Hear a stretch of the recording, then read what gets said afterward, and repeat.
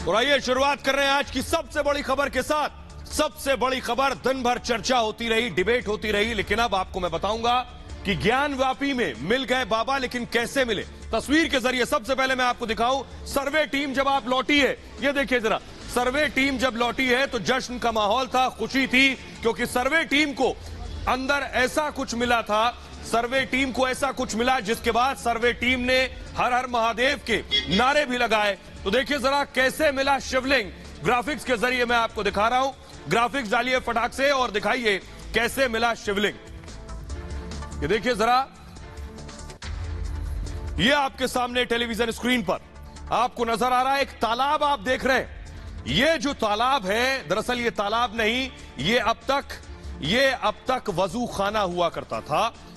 यहीं पर आप जो देख रहे हैं, यहीं पर मिला है। सर्वे के तीसरे दिन हिंदू पक्ष ने बड़ा दावा किया है। तीसरे दिन यह दावा किया, ज्ञानव्यापी में शिवलिंग मिलने का दावा किया गया है।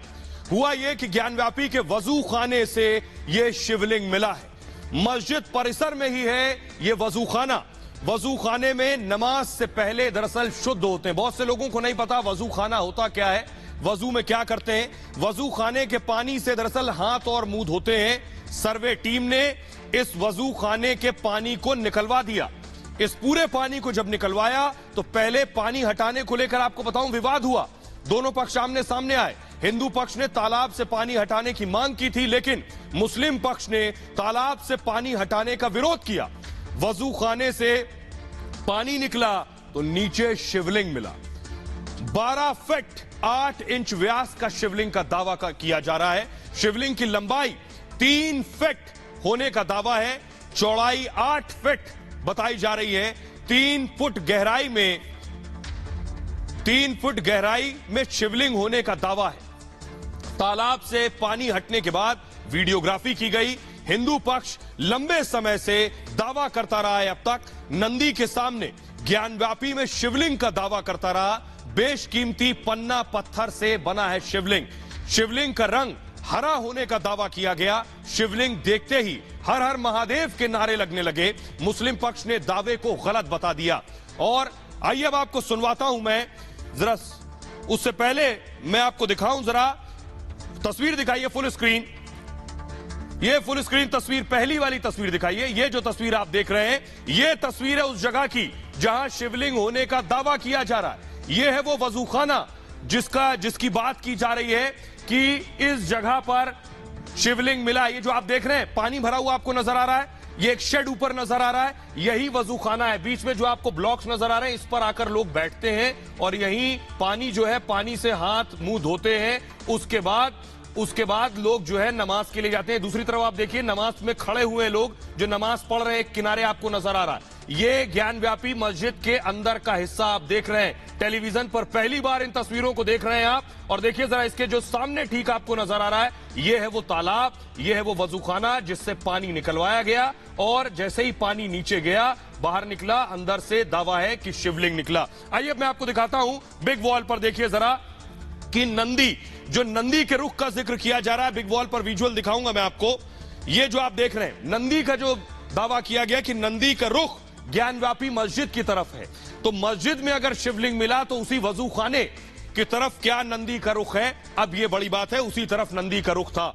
अब जरा सुनिए हिंदू पक्ष के याचिकाकर्ता वकील जो पहुंचे थे वो क्या कह रहे हैं। दूसरी तरफ मैं आपको बताऊं मुस्लिम पक्ष बाबा के मिलने पर क्या कह रहा है। दोनों को सुनिए। जैसे ही वह समय आया, मस्जिद प्रांगण हर हर महादेव के नारों से घोषित हो गया। वो समय कैसा, क्या बताए, लोग नाचने लगे। सर्वे कमीशन देखे, कुछ मर्यादा होती है, बस खाली एक लाइन है कि बाबा मिल गए। ये काशी की नगरी है, और काशी की नगरी में थोड़ा सा गोला चढ़ा लेने पर बाबा ही दिखाई देते हैं। हर हर महादेव। गोला खा के आए थे क्या? हो सकता है, मेरे साथ थोड़े खाए होंगे। ये काशी में बराबर गाना है, ये गाना मनोज तिवारी गाया है। बम्बा बोल रहा है काशी, आप भी गाओ। हाँ, हम लोग तो गाएंगे ही। भाई विपक्ष क्यों बम्बो काशी गाएगा? वो बेचारा दूसरा मजहब के गाना गाएगा, मेरे मजहब के गाना गाएगा वो। अरे मैं प्रसन्न नजर जा रहा हूँ आपको, इस धूप में भी हंस रहा हूँ। सारे रिपोर्ट में दर्ज हो गए, साइज इसलिए मत पूछिए, बाबा भोलेनाथ प्रकट हैं। बिल्कुल सारे लोग जो बाबा मिल गया का क्या मतलब है? भाई दर्शन उन्होंने दे दिया है, बाबा ने आज दिया, साक्षी करो। बिल्कुल हम लोगों को जिस जगह पे संदेह था वहाँ पर हम लोगों ने माननीय कमिश्नर के माध्यम से कहा गया कि इस जगह के लिए इसको जरा सा दिखवाया जाए। जब उस जगह की साफ सफाई की गई तो वहाँ से जो है अपने को जो है आज एक पत्थर मिला जो कि शिवलिंग है हमारा, जो है ये हम लोगों का दावा है कि वो हमारा शिवलिंग है। शिवलिंग मिला जो कह रहा है उसी से पूछिए, ये रिपोर्ट आ जाएगी तो पता चल जाएगा। हाँ, पूरा हो गया। ये इन लोगों के कहने से फैसला नहीं होगा, फैसला कोर्ट करेगी, रिपोर्ट जब आएगा, रिपोर्ट आने के बाद उस पर ऑब्जेक्शन इनवाइट होता है, जिसको आपत्ति होगी आपत्ति दाखिल करेगा। आज कमीशन पूरा कंप्लीट हो गया, वजू खाने का सर्वे हुआ है जी, और उसको पानी निकाल के हुआ बस। तो मुस्लिम पक्ष को भी आपने सुन लिया। आइए अब मैं आपको बताता हूं, बाबा जैसे ही ये जानकारी मिली कि बाबा मिल गए, उसके बाद फौरन जो वकील थे याचिकाकर्ता के, वो कोर्ट पहुंचे। जी हां, सेशंस कोर्ट में यह मामला पहुंचा। वकील तुरंत तत्काल सेशंस कोर्ट पहुंचे वाराणसी के, और कोर्ट में याचिका लगाई कि बाबा को संरक्षित किया जाए उस पूरी जगह को। आइए मैं आपको बताने जा रहा हूं कोर्ट में क्या हुआ। उसके बाद सेशंस कोर्ट में याचिका लगाई गई, कोर्ट में क्या याचिका लगाई गई और उसके बाद कोर्ट ने क्या आदेश दिया, ये आपके सामने। कोर्ट में हुआ यह कि याचिकाकर्ता ने याचिका लगाई, आज मस्जिद परिसर में शिवलिंग पाया गया। उन्होंने कहा कि यह मामले में बहुत महत्वपूर्ण साक्ष्य है। यह याचिका मैं आपको बता रहा हूं, जो याचिका लगाई गई, इसे सील करने के आदेश दिए जाएं। और आगे लिखा गया, जिला अधिकारी को फौरन तत्काल आदेश दिया जाए, कुछ खास जगहों पर मुसलमानों का प्रवेश वर्जित किया जाए, मस्जिद में 20 मुसलमानों को नमाज की इजाजत दी जाए। यह याचिका थी। वजू करने पर तत्काल रोक लगा दी जाए। सर्वे के दौरान मस्जिद परिसर में शिवलिंग मिला है, यह याचिका में कहा गया। शिवलिंग को संरक्षित किया जाना आवश्यक है। इसके बाद अदालत ने क्या आदेश दिया वो देखिए आपके सामने। अदालत में कहा गया, जहां शिवलिंग मिला उसे तत्काल सील करें, वाराणसी के जिलाधिकारी यानी डीएम इसकी कार्रवाई करें। कोर्ट ने आगे कहा, सुरक्षा देना अधिकारियों को की व्यक्तिगत जिम्मेदारी है, सील किए स्थान पर किसी को एंट्री न दें। साथ ही साथ डीएम, कमिश्नर और सीआरपीएफ कमांडेंट सुरक्षा तय करें, पुलिस महानिदेशक, मुख्य सचिव इसकी देखरेख करें। और आइए अब मैं आपको सुनवाता हूं, सुनिए जरा कि कोर्ट के इस आदेश के बाद दोनों पक्ष क्या कह रहे हैं। हिंदू पक्ष, मंदिर पक्ष जरूर इससे खुश है, लेकिन मस्जिद पक्ष का कहना है कि वो इस कोर्ट के आदेश के खिलाफ भी याचिका लगाएंगे। सुनिए जरा। शिवलिंग को संरक्षित करने के लिए, उस इलाके, उस जगह को सील करने के लिए माननीय न्यायालय के समक्ष आज हमने याचना की। माननीय न्यायालय ने आदेशित तो उत्तर प्रदेश सरकार से संबंधित जो लोग अधिकारी इससे संबद्ध हैं, जिला अधिकारी वाराणसी, पुलिस कमिश्नरेट वाराणसी और सीआरपीएफ के कमांडेंट को इस पे आदेशित किए हैं कि उसको संरक्षित किया जाए। सील करने की अभी तो वो सीमा कितनी अवधि तक रहेगा ये तो अलग विषय है, परंतु उसको सील करके संरक्षित कर दिया जाए। अन्यथा जो, क्योंकि मस्जिद में विपक्षी जाते हैं तो वहाँ पे कुछ भी तोड़ फोड़ कर सकते हैं, नष्ट कर सकते हैं। कि उसमें तालाब है, कि उसमें मुसलमानों के वजू करने का पानी रखा गया है, ये सब चीजें रिपोर्ट प्रस्तुत करने के बाद मैं डिटेल इस पे रिप्लाई दूंगा। सर मैं आपसे ये सवाल इसलिए पूछ रहा हूँ, महत्वपूर्ण क्यों है, क्योंकि कोर्ट चले गए लोग और उनको कोर्ट ने ऑर्डर भी दिया, कोर्ट ने ऑर्डर भी पास किया। इसमें कहा है कोर्ट ने कि उस पूरे इलाके को, वजू खाने को जो है सील कर दिया जाए, वहाँ पे किसी की आवाजाही न हो। अब मैं आपसे पहले बताया ना कि इस तरह के आदेश जिस एप्लीकेशन में पारित की गई होगी, हमको व्यक्तिगत जानकारी नहीं है, लेकिन अगर कोई एप्लीकेशन मूव की गई होगी कोर्ट में तो उसकी प्रतिलिपियां मुझको देने का हमारा लीगल राइट है जी। और अगर मुझको ऐसी प्रतिलिपियां दी जाती हैं तो I shall file the objection and to quash the order. आप ऑर्डर क्वेश करने की मांग करेंगे? 100%। तो आप सुन रहे थे मुस्लिम पक्ष के वकील अभय प्रताप को, लेकिन मैं आपको बताऊं अभयनाथ यादव को, सीआरपीएफ जैसे ही कोर्ट ने आदेश दिया कि उस परिसर को सील कर दो, फौरन ये तस्वीरें जो मैं आपको दिखा रहा हूं, सीआरपीएफ की टीम, पुलिस की टीम वहां पहुंची और उस पूरे इलाके को सील कर दिया गया। उस पूरे आसपास के इलाके पर कमांडेंट बाकायदा ये कमांडोज बिठा दिए गए हैं। ये जो आप देख रहे हैं ये उसी जगह की, ये वही तस्वीरें आप देख रहे हैं सीआरपीएफ के जवानों को जिन्हें उस परिसर में भेज दिया गया है और उसे सील कर दिया गया है। हमारी सहयोगी सृष्टि वहां पहुंची उस जगह पर जिस जगह को सील किया गया, मस्जिद के बाहर। उस रिपोर्ट को जरा सृष्टि की देखिए। कोर्ट की ओर से आज ऑर्डर दिया जाता है कि मस्जिद का वो परिसर खास तौर पर जहां पर वजू किया जाता था और जहां शिवलिंग दिखाई दिया है, शिवलिंग मिला है, उस परिसर को सील करना है। और मेरे पीछे आप जो तस्वीरें देख पा रहे हैं, इस वक्त हम गेट नंबर 4 पर मौजूद हैं। मस्जिद की तस्वीर हम आपको दिखाने की कोशिश कर रहे हैं, हालांकि परमिशन इसके आगे जाने की नहीं है। और ये जानकारी अब मिली है कि पूरी तरीके से उस कार्रवाई को जो ऑर्डर कोर्ट की ओर से दिया गया है उसे इम्प्लीमेंट कर लिया गया है। उस इलाके को सील कर दिया गया है, उस प्रेमिसेस को सील कर दिया गया है जहां पर शिवलिंग बताया गया कि यहीं पर शिवलिंग मिला है। जो कोर्ट कमिश्नर की ओर से या जो तमाम वकील पहुंचे हुए थे उनकी ओर से जो बातें अभी बताई गई हैं कि इसी जगह पर शिवलिंग मिला था, उस इलाके को पूरी तरीके से सील किया गया है। आपको बता दें कि प्रशासन, स्थानीय प्रशासन की जिम्मेदारी यहां पर लगाई गई थी। सीआरपीएफ के जवानों को भी तैनात किया गया है और उसके साथ ही वहां पर अब किसी को भी आने जाने की इजाजत नहीं है। ना कोई आम व्यक्ति जा सकता है, ना ही किसी भी पक्ष का कोई व्यक्ति इस प्रेमिसेस के आसपास अब नजर आ सकता है। और आइए अब आपको बताता हूं कि आखिर सर्वे की वीडियोग्राफी जो हुई उसमें क्या क्या मिला है। जो वीडियोग्राफर है उस वीडियोग्राफर ने अपनी आंखों से क्या देखा, उस वीडियोग्राफर ने कितनी वीडियोग्राफी की, कितने फोटोग्राफ खींचे, ये मैं आपको दिखाने जा रहा हूं, फिर उसको सुनवाऊंगा। ये देखिए, ज्ञानव्यापी परिसर के अंदर पहुंचा वीडियोग्राफर, पूरे ज्ञानव्यापी की वीडियोग्राफी की उसने। इसके अलावा हर कोने के फोटो खींचे गए। जी हां, फोटोग्राफी हुई है। सर्वे के दौरान 1500 फोटो लिए गए। जी हां, 1500 तस्वीरें खींची गई हैं। हाई रेजोल्यूशन लेंस से रिकॉर्डिंग की गई है बाकायदा, ताकि अगर मान लीजिए कोई तस्वीर, कोई आकृति ली गई है, उसे जूम इन करके, उसे और बड़ा करके देखा जाए तो साफ साफ दिखाई दे, इसकी भी इस तरह से फोटोग्राफी की गई है। अब देखिए जरा, 32 जीबी के 8 कार्ड में रिकॉर्डिंग हुई है। 32 जीबी के 8 कार्ड। ज्ञानव्यापी में 3 दिन तक 10 घंटे का सर्वे हुआ। इसके साथ ही शिवलिंग के साथ कई साक्ष्य मिलने का दावा किया गया है। वजू खाने के पास 25 बाय 25 का तालाब था, जिसकी तस्वीर मैंने आपको दिखाई। दूसरे दिन देखने पर वो फव्वारा जैसा लग रहा था। जब पानी हटाया गया, तालाब का पानी निकालने के बाद शिवलिंग दिखा वहां। इसके साथ ही एक दीवार पर हिंदू परंपरा की आकृति भी बनी हुई थी। 15वीं शताब्दी से भी पुरानी कलाकृतियां मिली है वहां। तहखाने में बाकायदा एक सुरंग भी मिली है। तहखाने में पत्थर और मलबा भी मौजूद है, उसके सैंपल लिए गए। तहखाने में भारी मात्रा में मलबा मिला है, मलबे का बड़ा ढेर बताया जा रहा है। तहखाने में एक चुनी हुई दीवार भी मिली है। साथ ही साथ हिंदू पक्ष ने मलबा हटाकर सर्वे की मांग की है। इस मलबे का सर्वे भी हो। मलबे में मूर्ति के अवशेष होने का दावा किया गया है। तहखाने में मगरमच्छ का शिल्प भी दिखा है। तालाब के पास खंडित मूर्तियां भी मिली हैं और दीवारों पर सफेद सीमेंट मिला है। ये सारी चीजें वीडियोग्राफी में आई है। पुताई पर हिंदू पक्ष ने उस वक्त सवाल उठाए जिस वक्त वीडियोग्राफी हो रही थी। आइए अब मैं आपको सुनवाने जा रहा हूं। आपने अब तक वकीलों को सुना, याचिकाकर्ताओं को सुना, लेकिन उससे पहले उस शख्स की तस्वीर मैं आपको दिखा रहा हूं जिसने पूरे ज्ञानव्यापी की वीडियोग्राफी की है। ये देखिए, ये है वो शख्स जिसने वीडियोग्राफी की है। इसी शख्स ने पूरे ज्ञानव्यापी परिसर में फोटोग्राफी की है।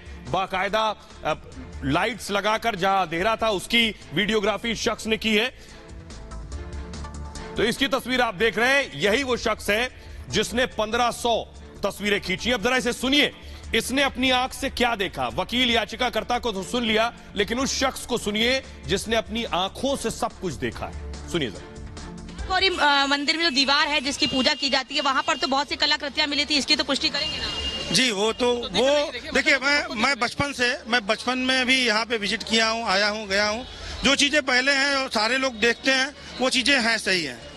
जी, कल रिपोर्ट सबमिट हो जाएगी?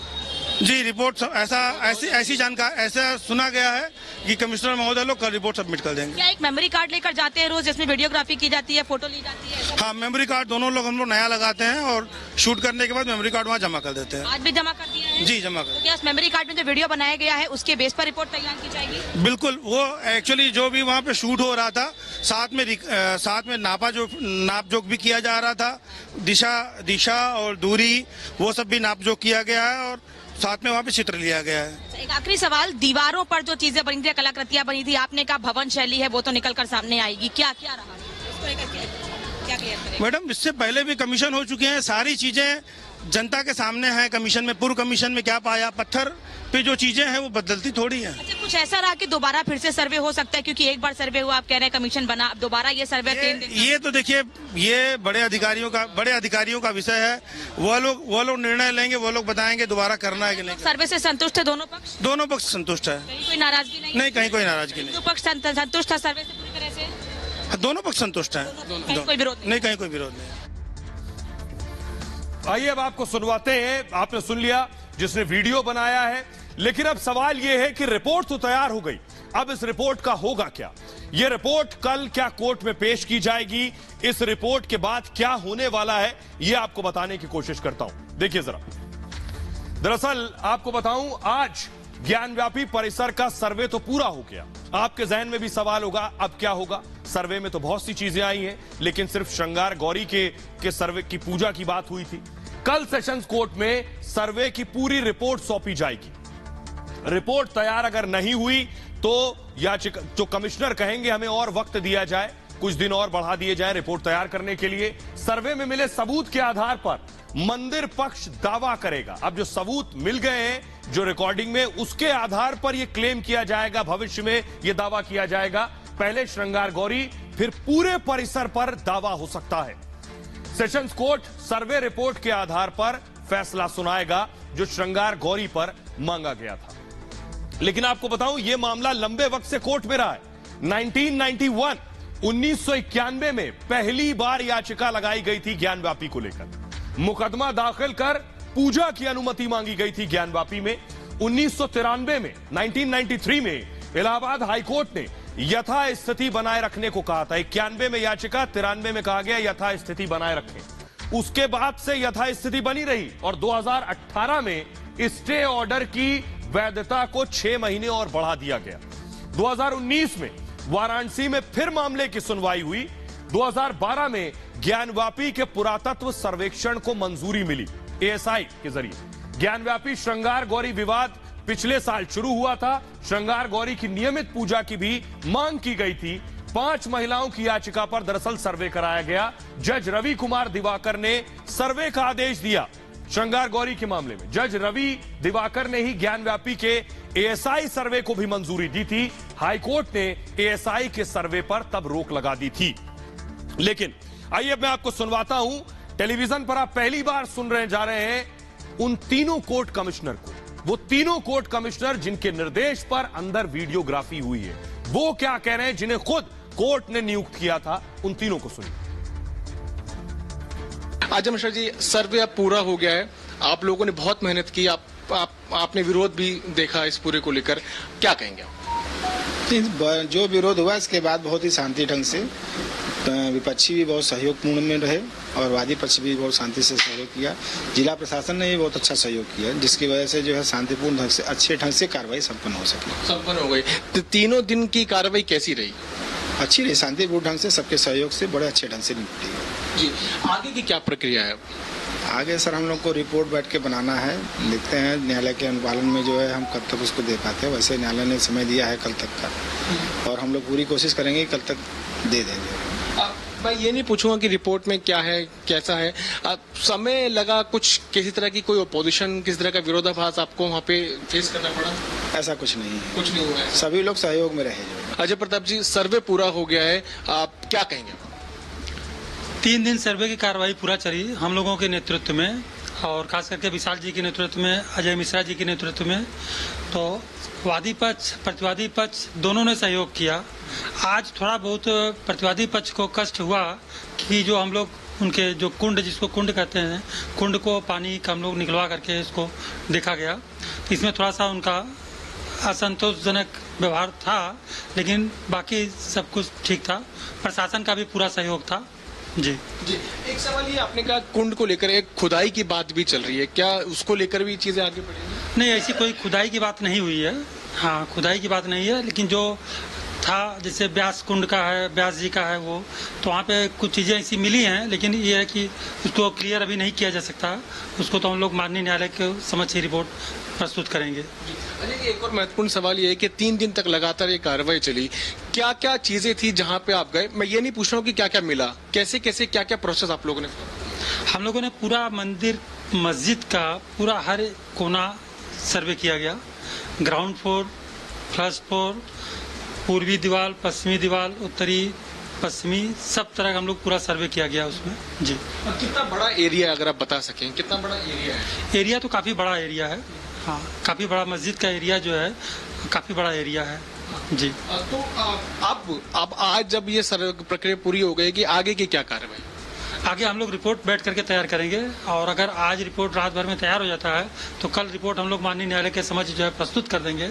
अगर किन्हीं कारणवश नहीं तैयार हो पाता है, नहीं समय मिल पाता है, तो हम लोग माननीय न्यायालय से समय लेकर के 1-2 दिन बाद जो है रिपोर्ट को सबमिट करेंगे माननीय न्यायालय के समक्ष। न्यायिक प्रक्रिया क्या होगी? अब हम लोग अपनी रिपोर्ट कोर्ट में प्रेषित करेंगे। अब कोशिश करेंगे कि 1-2 दिन कल के डेट में हम लोग प्रेषित कर दें, जल्द से जल्द। नहीं, ये कोर्ट का मामला है, ये गोपनीय है। अच्छा, ये 3 दिन जो सर्वे हुआ इसमें कोई रुकावट? कोई रुकावट नहीं, किसी प्रकार की कोई रुकावट नहीं, बहुत शांतिप्रिय तरीके से हुआ। आप देखिएगा, ये गोपनीय रिपोर्ट है, ये बता दिया जाएगा। लेकिन आपको बताऊं, दूसरी तरफ ये मामला सुप्रीम कोर्ट में पहुंच गया है। कल इस मामले में सुप्रीम कोर्ट में सुनवाई होने जा रही है कि इसे रोका जाए, इसे फौरन रुकवाया जाए। तो आपको बताता हूं कल आखिर सुप्रीम कोर्ट में क्या होने वाला है। क्या सुप्रीम कोर्ट में कुछ ऐसा हो सकता है जिससे इस मामले में कोई अवरोध आ जाए, कोई रुकावट आ जाए? तो ये आपके सामने सुप्रीम कोर्ट में हुआ क्या। सर्वे के खिलाफ कल सुप्रीम कोर्ट में सुनवाई होगी। पहली बात, इलाहाबाद हाईकोर्ट 21 अप्रैल को फैसला सुना चुकी है। वाराणसी कोर्ट के फैसले को पलटने से उसने इनकार कर दिया था। वाराणसी कोर्ट ने ज्ञानव्यापी सर्वे का आदेश दिया था, उसी के खिलाफ हाईकोर्ट गए थे, हाईकोर्ट ने इनकार कर दिया था सुनवाई के लिए। श्रृंगार गौरी मंदिर में नियमित पूजा की मांग की गई थी। दावा है कि 1992 से पहले पूजा की जाती थी, और इतना ही नहीं, अब अंजुमन इंतजामिया मस्जिद कमेटी की याचिका सुप्रीम कोर्ट में आ गई है। 1991 उपासना स्थल कानून के आधार पर यह याचिका लगाई गई है, 1991 रिलीजियस प्लेसेस एक्ट, जिसकी बात असदुद्दीन ओवैसी कर रहे थे। सर्वे के आदेश को 1991 कानून का उल्लंघन बताया गया। कहा गया है जो सेशंस कोर्ट ने सर्वे का आदेश दिया, यह देश के 1991 के उपासना स्थल कानून के खिलाफ है। कानून के मुताबिक, कानून क्या कहता है ये, मुताबिक 1947 यानी 1947 की जो यथास्थिति है उसके बाद से वही लागू रहेगी, जिसका मतलब किसी भी धार्मिक स्थल को बदला नहीं जा सकता। मंदिर को मस्जिद और मस्जिद को मंदिर में नहीं बदला जा सकता, ये कहता है। ज्ञानव्यापी 1947 में मंदिर था या मस्जिद, इस पर विवाद है, यह हिंदू पक्ष का कहना है। यानी 1947 का स्टेटस पता कर लीजिए, तब यह कानून लागू होगा, उनका ही कहना है। सुप्रीम कोर्ट में दाखिल याचिका में सर्वे पर रोक की मांग की गई थी। अब सर्वे पूरा होने के बाद नई मांग की जा सकती है और सर्वे रिपोर्ट सार्वजनिक न करने की भी मांग हो सकती है।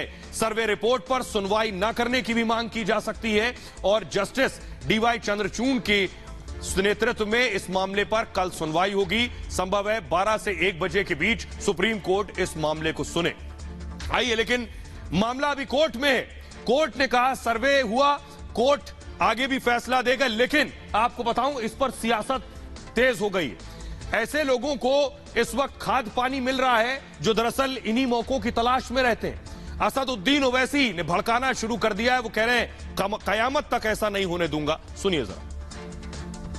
जब मैं 20, 19, 20, 21 साल का था तो बाबरी मस्जिद को मुझसे छीन लिया गया। अब हम वही 19, 20 साल के बच्चों की आंखों के सामने दोबारा मस्जिद को नहीं खोएंगे इंशाअल्लाह ताला। इनको पैगाम मिलना चाहिए, मस्जिद को अब हम नहीं खोएंगे। तुम्हारे दिल फरेब और हथकंडों से हम जान चुके तुम्हारे हथकंडों को। और अल्लाह के रसूल सल्लल्लाहु अलैहि वसल्लम का हदीस शरीफ है कि मोमिन वो है जो 2 बार एक सुराख से नहीं डसा जाता। अब हम दोबारा नहीं इनको डसने देंगे। मस्जिद है और रहेगी इंशाअल्लाह ताला सुबह क़यामत तक। ज्ञानवापी मस्जिद मस्जिद थी और जब तक अल्लाह दुनिया को कायम रखेगा मस्जिद रहेगी इंशाअल्लाह ताला। ओवैसी कोर्ट पर भरोसा रखे, धमकावे, डरावे, दबाव न डाले, सुपर जिन्ना बनने की कोशिश न करे। देश कानून से चलेगा। अभी ज्ञान माफी का मामला कोर्ट में है। सहमे हुए हैं, डरे हुए हैं। हमारे दाढ़ी रखने वाले लोग वो लखनपुर पार करना नहीं चाहते। सोचते अगर हम यहाँ लखनपुर पार करेंगे हमारे साथ पता नहीं क्या हाल होगा। हर चीज पे एक हमला। हम किस तरह अपने खुदा को याद करते हैं उस पे भी, हम किस तरह लोगों को मस्जिद में बुलाते हैं उस पे। जो हिंदू पक्ष ने आरोप लगाया था पक्षकार ने, वो सही साबित होती दिख रही है। और मुझे ये विश्वास है कि सत्य जानने के बाद जो मुस्लिम पक्षकार हैं वो भी इस बात को समझेंगे। मंदिर का, काशी विश्वनाथ जी के मंदिर पर अगर इस तरह का कृत्य किसी ने भी किया हो, वो कभी भी भारत के, हिंदुस्तान के जनमानस का भला करने का सोच नहीं रखता था। आज ये मस्जिद, कल वो मस्जिद, परसों वो मस्जिद। मैं तो बार बार अपने मुसलमान भाइयों से कहती हूँ कि इनको बोलो एक ही बार हमें मस्जिदों की लिस्ट बताओ जिस पे आपकी नजर है, क्योंकि मैंने पहले भी कहा हम जहाँ सजदा करेंगे हमारा अल्लाह वहीं है। और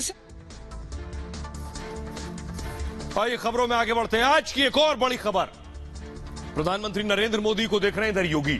डिनर टेबल पर 2024 का प्लान तैयार हुआ। जी हां, प्रधानमंत्री नरेंद्र मोदी की तस्वीरें आप देख रहे हैं। योगी आदित्यनाथ उन्हें रिसीव करने पहुंचे। पीएम मोदी लखनऊ एयरपोर्ट पर शाम 6 बजे उतरे। उन्हें रिसीव करने, उनकी अगवानी करने खुद पहुंचे योगी आदित्यनाथ। और योगी ने क्या ट्वीट किया प्रधानमंत्री के पहुंचते ही, ट्वीट दिखाइए जरा वॉल पर, देखिए जरा ग्राफिक्स के जरिए योगी का ट्वीट आ गया है। प्रधानमंत्री के स्वागत में ट्वीट किया, शेषावतार भगवान श्री लक्ष्मण जी की पावन नगरी लखनऊ में आपका हार्दिक स्वागत व अभिनंदन है।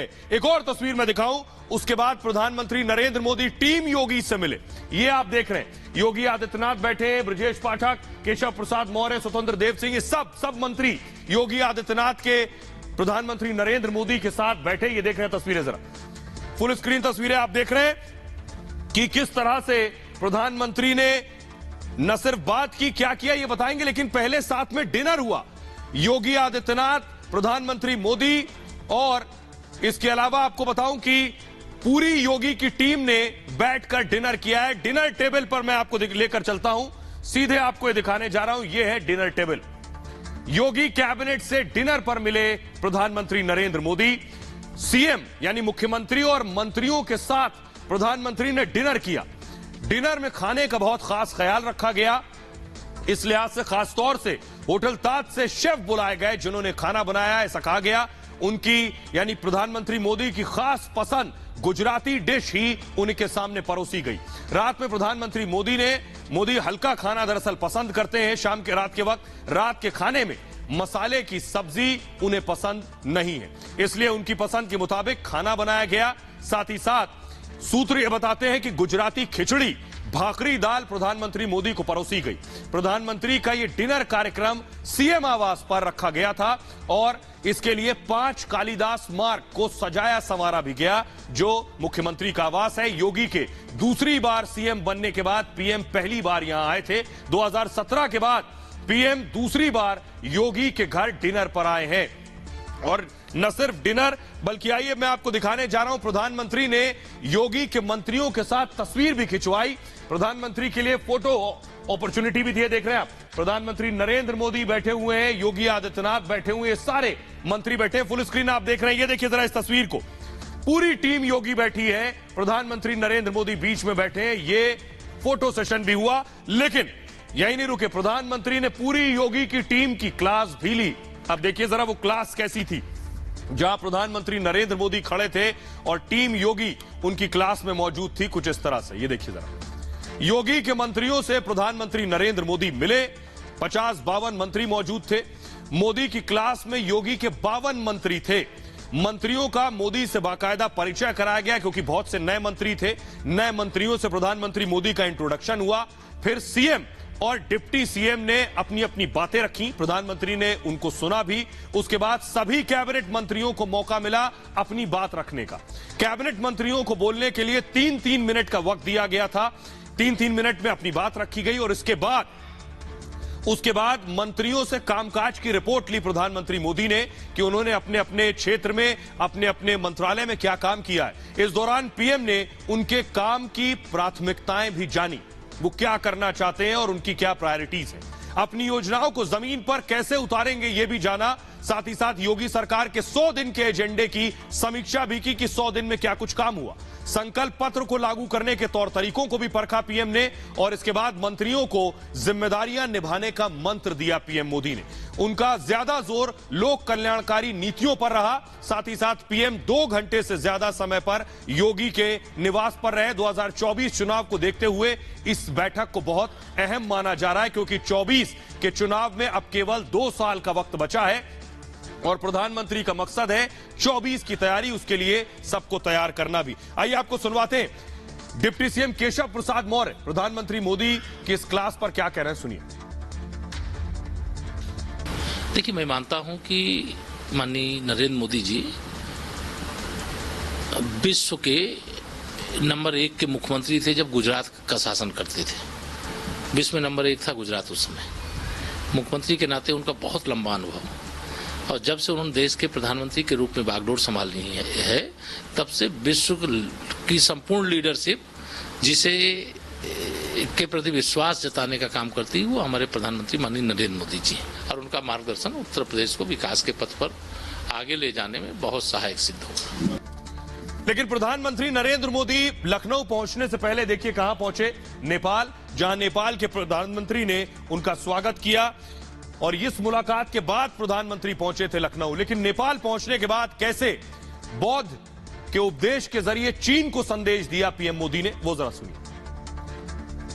आज जिस तरह की वैश्विक परिस्थितियां बन रही हैं, उसमें भारत और नेपाल की निरंतर मजबूती होती मित्रता, हमारी घनिष्ठता संपूर्ण मानवता के हित का काम करेगी। और इसमें भगवान बुद्ध के प्रति हम दोनों ही देशों की आस्था, उनके प्रति असीम श्रद्धा हमें एक सूत्र में जोड़ती है। बुद्ध बोध भी है और बुद्ध शोध भी है, बुद्ध विचार भी है और बुद्ध संस्कार भी है। सुन रहे थे पीएम को आप। फिलहाल ये भारत की बात है में इतना ही। आप अपना बहुत ख्याल रखिए। एक छोटे से ब्रेक के लिए रुक रहे हैं, लौट रहे हैं कुछ और बड़ी खबरों के साथ।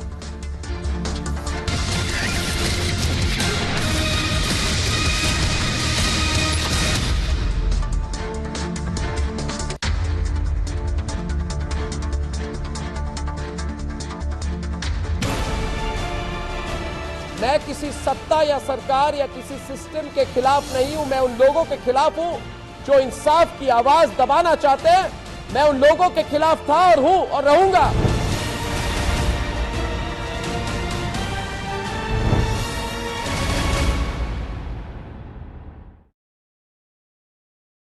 वकील साहब